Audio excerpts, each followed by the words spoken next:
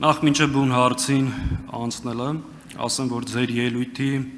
ընդդիմություն եւ իշխանություն առճակատման իրական պատճառը ոչ թե ժողովրդի քվեարկության հետ չհաշտվելն,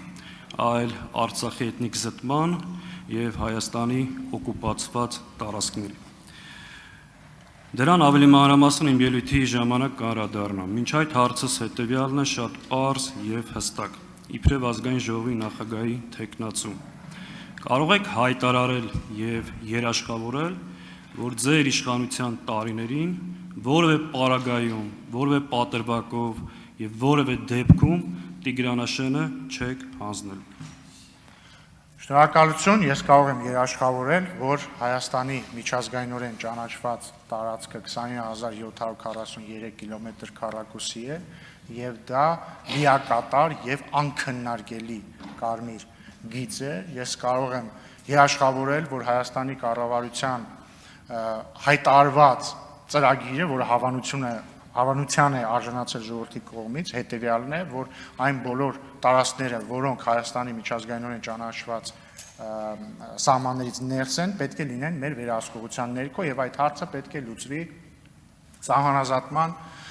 շրջանակներում։ Ինչ վերաբերում է այլ հարցերին, մյուս հարցերը ըստ սահմանազատման հանձնաժողովների կանոնակարգի կարող են լուծվել տարբեր կերպ, որովհետեւ կանոնակարգը թույլ տալիս է անել որոշակի ոնց ասեմ, օպտիմալացումներ, բայց նույնիսկ այդ դեպքում դա պահանջում է հանրակրվել։ Շնորհակալություն։ Արձագանք չունեք։ Ճիշտ է, ինչի չունեմ, չհասկացա օպտիմալացում ինչա նշանակում տարածքների, բայց ընդհանրապես արձանագրենք, որ շատ հստակ, պարզ, ուղիղ հարց եմ տալիս։ Եվ ամենևին պատահական չի, որ Տիգրանաշենի մասն եմ հարցնում։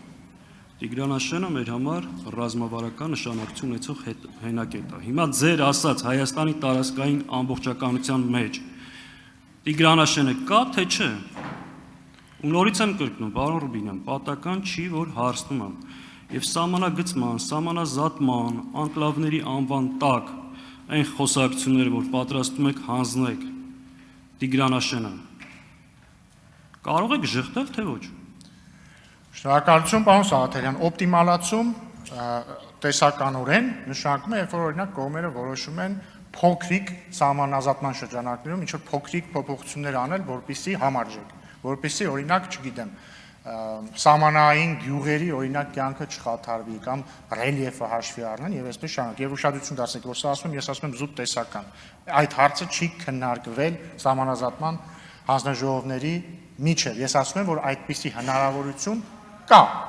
տեսականորեն այդպիսի հնարավորություն կարող է լինել նաև անկլավների հարցով։ Իսկ ինչ վերաբերվում է Հայաստանի միջազգայինորեն ճանաչված տարածքին, ես կարծում եմ բոլորին հայտնի է, որ այդ տարածքը եւ այդ տարածքը քառակուսիով, այսինքն այդ տարածքի չափսը 20743 կիլոմետր